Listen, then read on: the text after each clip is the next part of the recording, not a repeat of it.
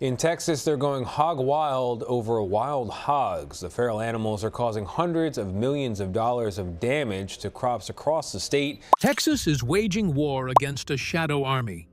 Millions of wild hogs rapidly expanding and wreaking havoc on farmland. Their numbers have exploded beyond what anyone imagined possible, with each female capable of producing 2 litters a year in a biological onslaught that seems unstoppable. But after decades of failed hunts, bounties, and traps, outsmarted at every turn, Texas farmers cracked the code. The solution wasn't in bigger weapons or more hunters. It was in a trap so massive and cleverly designed that it could capture entire family groups silently and completely, erasing bloodlines in one flawless strike. Wild boar explosion in Texas. Texas is facing an unprecedented invasion. Millions of wild boars tearing through the state's farmland with relentless force. The population of these feral pigs is estimated at over 2.5 million, and the numbers keep soaring at an alarming rate. Every year, the wild boar population grows between 18 to 21%, a growth rate that's both staggering and daunting to control. What's worse, these animals are expanding their range, pushing roughly 8 miles north each year, threatening new territories and ecosystems. The relentless spread is more than a nuisance. It's a full-blown crisis. Wild boars don't only eat crops. They uproot the soil, destroy irrigation equipment, and crush fences, turning productive farmland into devastated wastelands. Annually, Texas farmers lose hundreds of millions of dollars to this destruction, with some sounders, a family group of boars, wreaking up to $10,000 of damage in just a single night. Despite these staggering losses, many solutions have failed to stem the tide. Part of the challenge is their biology. These animals aren't just stubborn. They're engineered for explosive reproduction and survival in ways that make traditional control methods near impossible to succeed. They reproduce faster than rabbits, outsmart traps, and have even learned to avoid hunters, a combination that's frustrated every attempt to curb their numbers. But the real question, that only deep strategy can solve, is how to outwit a foe that seems almost invincible. This is a battle where numbers become overwhelming and typical wildlife control quickly falls short. When you're dealing with an enemy that multiplies exponentially and devastates at a scale unseen in other invasive species, the tactics must evolve beyond brute force. The explosive growth and massive damage from these wild boars demanded a new way of thinking, a breakthrough that upended the matching of weapons to enemy. As farmers grappled with the scale of the crisis, the dilemma was clear. No easy fix existed, because the wild boar was more than an animal. It was a biological juggernaut pressing against the limits of control. The stakes grew daily, and the pressure to innovate became urgent. Yet, despite the bleak outlook, something remarkable was brewing among those battling the infestation. Farmers couldn't simply set more traps or increase hunting licenses, because every incremental measure was met with exponential growth and increasing cunning from the boars. Each narrow defeat translated into the boars becoming even smarter and harder to catch.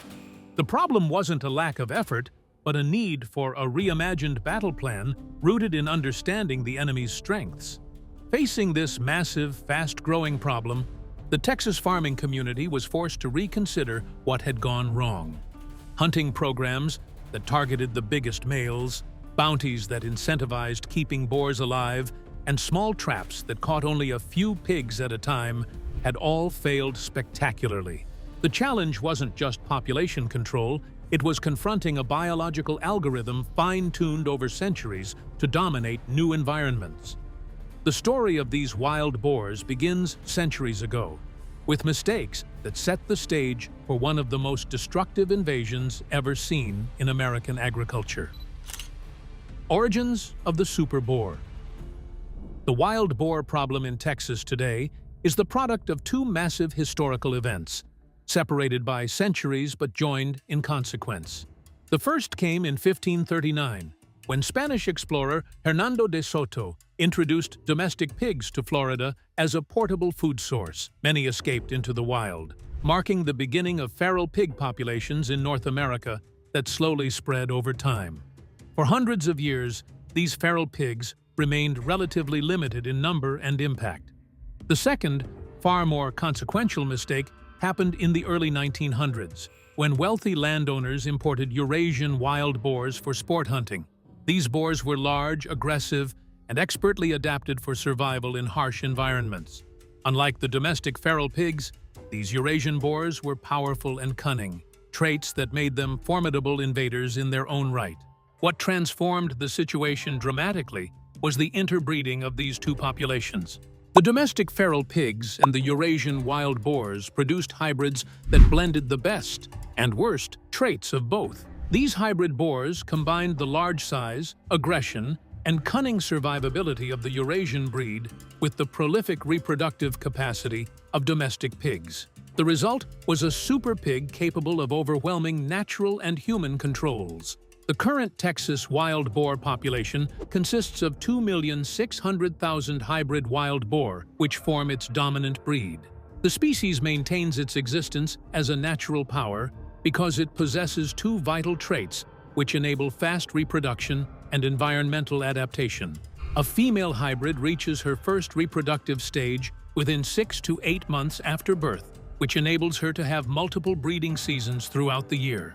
Their reproductive advantage has created an invasive problem which now exists at a level of extreme danger. The animals present in this area have become a local problem, which now poses a growing threat to the southern and central regions of the United States. The species has developed the ability to inhabit various climate conditions and different types of land, which allows them to breed at an exceptional rate and expand their populations beyond their initial areas of introduction. The hybrid population continues to grow, which leads them to occupy more land, while authorities must act urgently to control their expansion. The combination of domestic pig genetics with wild pig genes has produced a pig which proves extremely difficult to control through standard hunting and trapping techniques. Humans have encountered difficulties in tracking their movements because of their intelligence and social behavior and their ability to recognize potential threats. The super boar originated from specific genetic material, which developed dangerous biotic potential before the current environmental crisis began to show its effects. The invasive species problem exists today because human decisions made centuries ago created consequences which stretched to the present time. The past provides our understanding of environmental problems, which helps us understand the problem's magnitude and the requirement for new solutions that depend on detailed knowledge. The wild boar population causes destruction through their high breeding rates and large numbers because they destroy the ecosystem when they enter new areas. Seeing the true extent of the destruction helps explain why this invading species demands such urgent and innovative control efforts. Devastating impact on farmland. Wild boars don't simply feed on crops. They dismantle fields with tenacity and force unlike any other agricultural pest. Their most destructive tool is their snout, a tough cartilage blade powered by some of the strongest neck and shoulder muscles in the animal kingdom. This snout isn't built for gentle foraging, but for rooting, where the boar shoves into the soil searching for roots, grubs, and insects. In just 1 minute, a single animal can rip up 6 to 7 square feet of ground, churning it into a cratered wasteland. Now imagine a family group, called a sounder, of 20 to 30 boars spending hours rooting in a field. The impact is not just damage, it's obliteration. What was once fertile farmland can resemble a bombed landscape, making crops impossible to grow. The complete destruction of this area extends beyond its surface. The wild boars of the area create damage when they trample irrigation systems and destroy fencing, while they create erosion ditches, which make the land worse. The annual losses from this destruction exceed $118 million, which results in Texas farmers losing more than $200 million every year. A single sounder causes damage worth $10,000, which they repeat throughout the night. Boars cause only 5 to 10% of total damage through their crop consumption. The majority of damage occurs because wild boars use their trampling and rooting behavior to create disturbances which disrupt both soil and plant life. The wild boar causes uncontrolled destruction, which makes it a major agricultural pest that creates extreme problems which go beyond standard farming issues. The damage results in both long-lasting economic impacts and ecological impact to the environment. The land suffers from soil degradation, which leads to reduced crop production and increased financial burden on farmers for repairs and protective measures. Texas agriculture faces extreme pressure because the ongoing agricultural losses have reached critical levels that require immediate attention. The destructive force keeps growing, while farmers who need their land to survive watch it spread uncontrollably. The wild boar acts as an ongoing threat, which transcends its role as a simple pest because it can adapt to different environments while creating extensive damage to both land and economic systems. The destruction of this area requires understanding its total extent, because it shows why standard control techniques failed and why new methods needed to be developed. Knowing the devastation wild boars unleash clarifies why hunting and bounties didn't work, and why farmers had to rethink their entire strategy. Why traditional control failed. At first glance, hunting seemed like the perfect solution to Texas's wild boar problem. The state made it incredibly easy to hunt these animals. No closed seasons, no bag limits, and the freedom to hunt nearly day or night with almost any weapon. Yet, despite widespread hunting, the wild boar population didn't shrink. In fact, it only continued to grow.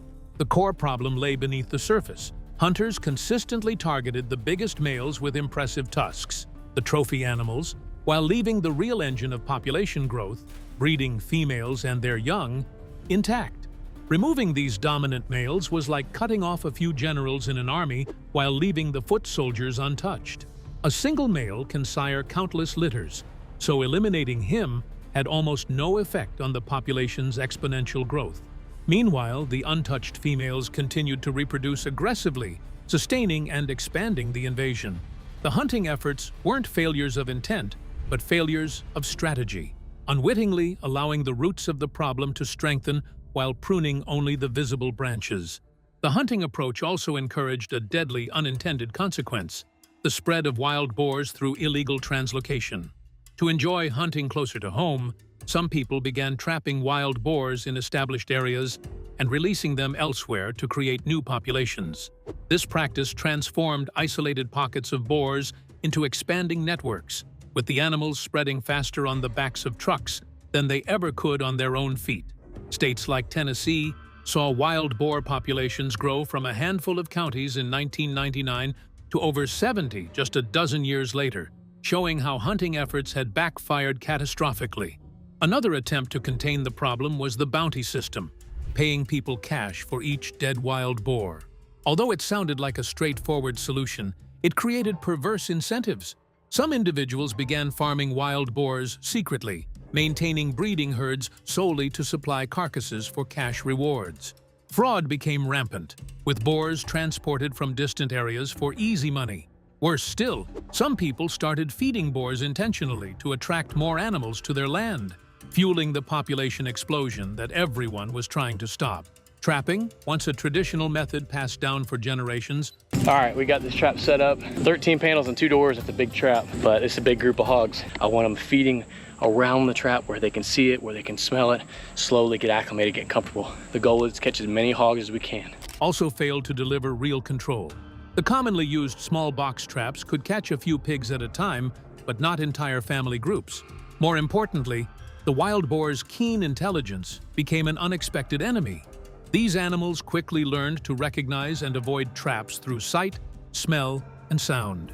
When 1 or 2 boars were caught, the rest became wary, teaching this learned avoidance to their young and the rest of the sounder. The trap's smart behavior created a new system which used farmers' tools to alert them about boar activities, because every trap that failed to catch an animal resulted in the boars developing permanent skills to dodge future traps. The ongoing weekly visits to the area developed their wariness, which decreased the efficiency of traps throughout the duration of their visits. The boars developed a crafty combination of behavior and social learning, which created an ongoing problem for farmers who could never catch up to them. The pest, which used to be a simple problem to handle, now developed into an adaptable solution that could withstand common methods of control. Texas lost its battle against wild boar invasion because hunting activities and bounties unintentionally spread the animals, while traps educated the animals to avoid dangers. The situation required an alternative solution because existing methods both failed to solve the problem and created additional complications. Farmers required a battle plan that would enable them to slay animals while gaining knowledge about their behavior. The solution required organizations to stop using forceful methods and start using intelligent systems to achieve their objectives. Technology and intelligence became the new front line in this battle, transforming how farmers approached the wild boar problem. The shift to strategy and intelligence. The arrival of cellular trail cameras marked a turning point in the fight against wild boars. Previously, farmers had to physically inspect their lands, terrifying the already cautious boars with human scent and sound, and often getting only fragmentary information. Now, strategically placed cameras silently watched night and day, capturing images of every animal that passed by. These cameras didn't just save pictures. They sent instant alerts straight to farmers' smartphones, providing real-time intelligence on boar movements. Monitoring each site with a game camera is highly recommended. Camera footage will provide information as to how many groups of hogs are visiting the bait site, individual hogs in each group. This information is useful in determining what size trap to build. This flood of data revealed patterns that had been invisible before. Farmers could now map exact routes, determine the times boars arrived, and even identify the size of each sounder. Instead of guessing, they operated on detailed, up-to-the-minute science. This real-time insight not only improved trap placement, but also helped predict where and when the boars would show up next. For the first time, farmers outpaced the animals' natural caution by watching without being seen. The intelligence revolution also revealed why old traps failed. They were designed to catch just a few animals, leaving the rest free to learn and adapt. To truly reduce populations, farmers realized they needed to catch entire family groups in a single decisive action. That meant designing traps on a scale capable of capturing dozens of boars together, removing the survivors who would otherwise pass on their hard-earned wariness. With this understanding, farmers shifted their mindset. No longer were they merely hunters or trappers. They became strategists, planning coordinated campaigns against a smart, adaptive enemy. Like military generals, they gathered intelligence, studied the enemy's habits, and patiently prepared to strike at the perfect moment. This patient preparation was the foundation of what would become a revolutionary trapping method. The road to this method began with abandoning the small box traps in favor of large corral traps, essentially giant cages made with sturdy steel panels or heavy fencing. These enclosures weren't frightening obstacles, but open-air banquet halls with gates left wide open. The key was to create a safe, inviting space where boars could enter freely without suspicion, a stark contrast to previous traps that felt threatening and alien to the animals. Farmers then deployed a pre-baiting protocol, a campaign of psychological subtlety more than brute force. For days or even weeks, they scattered enticing food both outside and deep inside the corral, inviting the boars to taste safety and plenty. Boars responded with cautious curiosity, gradually letting their guard down as they visited regularly for free meals. Over time, the corral transformed from a foreign trap into a familiar dining room.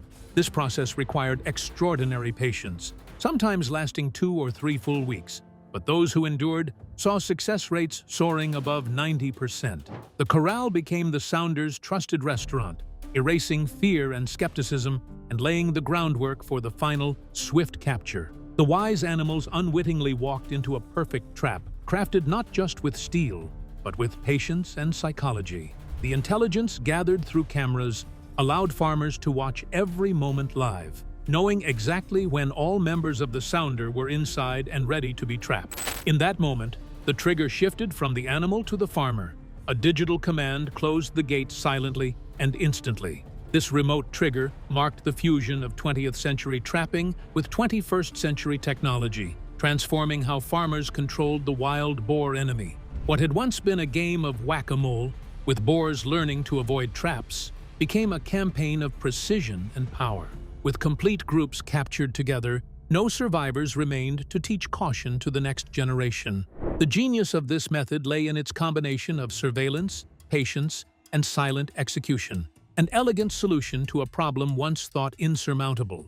With a radically new method in hand, farmers turned innovative trapping into a coordinated regional strategy that exponentially magnified its impact. Building the giant corral trap. The breakthrough came when farmers realized that the old small box traps weren't enough, not enough to capture entire family groups, and certainly not enough to outsmart boars that had learned to avoid danger. They needed to think bigger, designing traps that could hold dozens of animals at once. These large corral traps became massive enclosures made of sturdy steel panels or heavy-duty fencing, strong enough to contain entire sounders of 30, 40, even 50 wild boars. What made these corral traps revolutionary was not just their size, but the way they invited the animals inside. Instead of frightening barriers, they were simple open spaces. The gates remained wide open during setup, so the boars could wander in and out freely, replacing the image of a trap with that of a safe dining room. The goal was to build trust through familiarity, entirely shifting the wild boar's perception. To draw the boars deeper inside the corral, farmers scattered enticing bait, corn, and other feed, both outside and in the trap's very center. This pre-baiting phase required patient and careful feeding over days or sometimes weeks, convincing the wary animals that this spot offered risk-free rewards. The process was a test of patience, as success often demanded waiting through several weeks of baiting before the boars fully accepted the space. During this waiting period, the corral transformed from an unknown structure into a vital, dependable food source. The boars' fear and suspicion faded as they returned regularly to feast on the generous offerings. This psychological conditioning was critical. They stopped seeing the enclosure as a threat and instead as a trustworthy banquet hall. When the boar's guard dropped completely, the stage was set for the decisive capture. Reaching this level of habituation was challenging for many farmers. It required resisting the urge to act prematurely. Most would have liked to spring the trap at the first sign of entry, but those who embraced patience saw capture rates soar above 90%. This patience wasn't just strategy, it became a test of wills between man and beast. Embedding the trap within a wider surveillance strategy, farmers used cellular cameras to monitor the corral continuously. Live feeds streamed straight to their smartphones, allowing them to observe every boar as it arrived. This real-time monitoring meant the trap could be sprung at the perfect moment, when every member of the sounder was inside, minimizing escapes and eliminating survivors who might learn and warn others. The covert design of the trap and the remote monitoring system made the whole operation virtually invisible to the boars. The animals entered freely, unaware that they were walking into a barrier that could slam shut instantly. This fusion of physical size, psychological conditioning, and technological oversight was a game-changer in a fight once dominated by guesswork and frustration.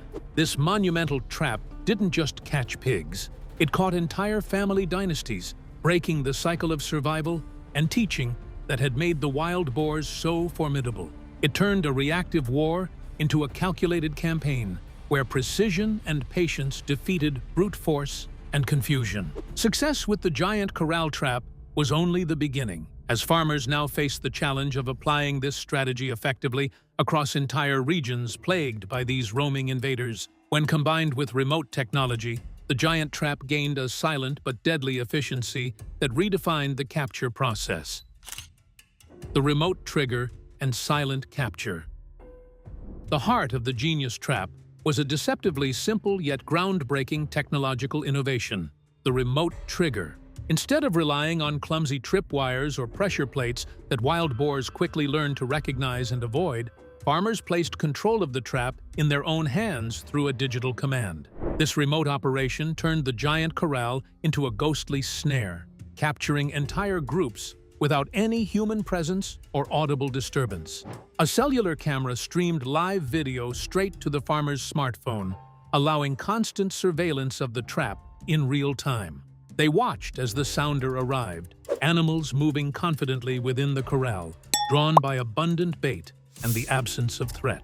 The operator's job became a test of nerve and timing, patiently counting each pig as it entered and waiting for every last one, no stragglers outside, before initiating the trap. Then, with a simple tap on the phone, A silent command was sent to an electronically controlled gate. The gate slammed shut instantly, closing off the boars like an invisible hand sealing a vault. From the pigs' perspective, it was incomprehensible. One moment, they were feasting peacefully. The next, they were imprisoned without a warning, a sound, or a human in sight. The silence of the capture made it all the more effective. There was no gunshot to scare others, no metal trap snapping to alert the wary survivors. This absence of noise and human interaction ensured the surrounding boars did not associate the corral with danger in the future, keeping the trap a secret safe haven for the next population sweep. In the hours following capture, farmers humanely euthanized the trapped boars, efficiently eradicating entire breeding lines that would have otherwise taken months or years to reduce. This decisive sweep effected permanent changes by removing groups in full, breaking the trap smart cycle where survivors passed learned avoidance down to their offspring. Farmers described the moment of closure with awe, watching a large sounder, including the dominant sow, enter the trap. The final hesitant juveniles step forward, and the gate slammed shut. It was not just a capture, but a symbolic win in a long war, proof that the months of planning and patience had truly paid off. This remote trigger system transformed trapping from a game of luck and partial victories into a reliable campaign tool. It was a technical triumph born of necessity, innovation, and understanding of both animal behavior and modern technology.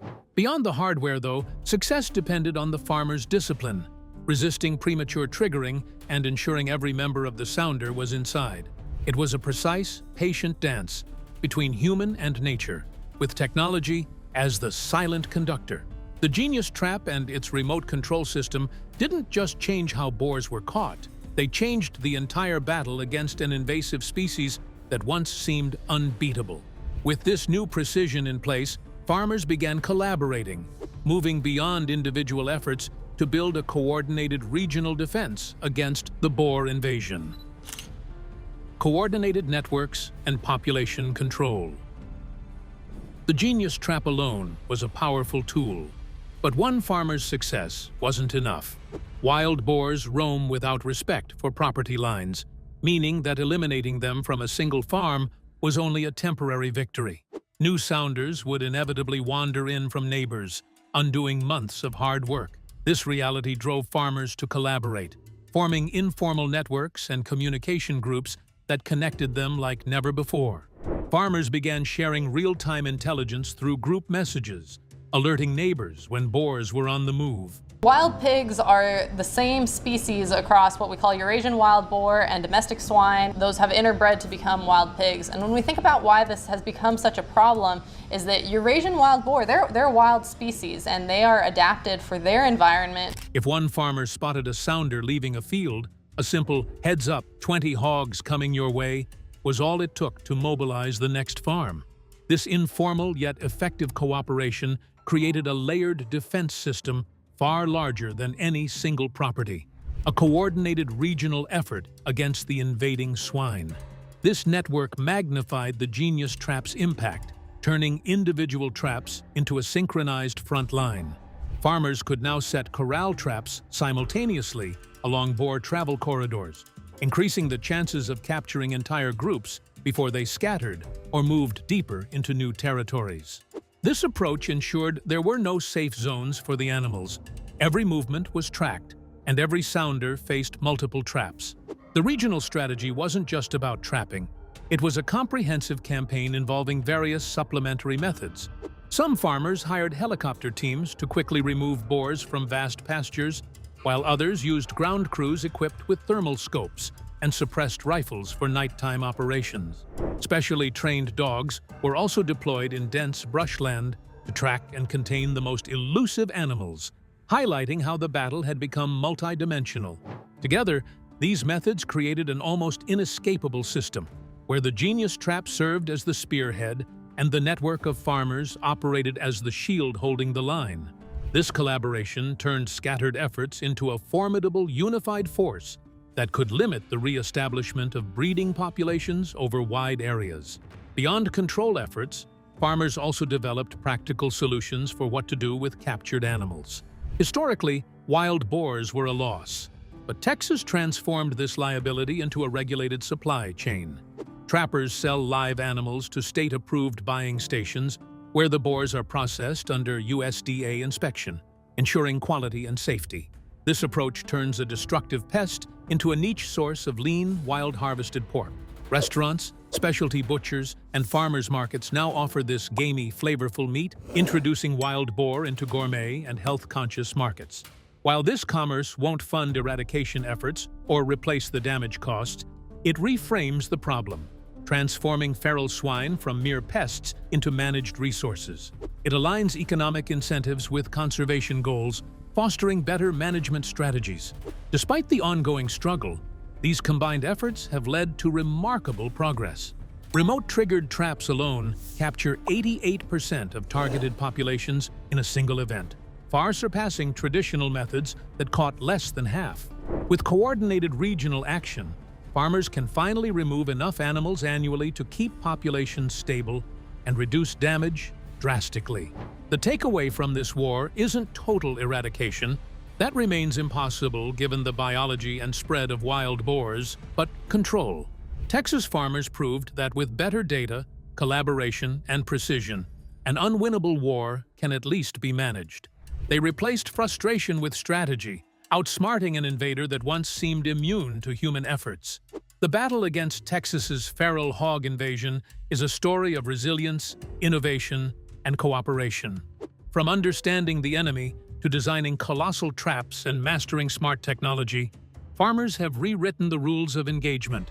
If you found this story as compelling as we did, don't forget to like and subscribe for more deep dives into the world's most surprising and intricate challenges.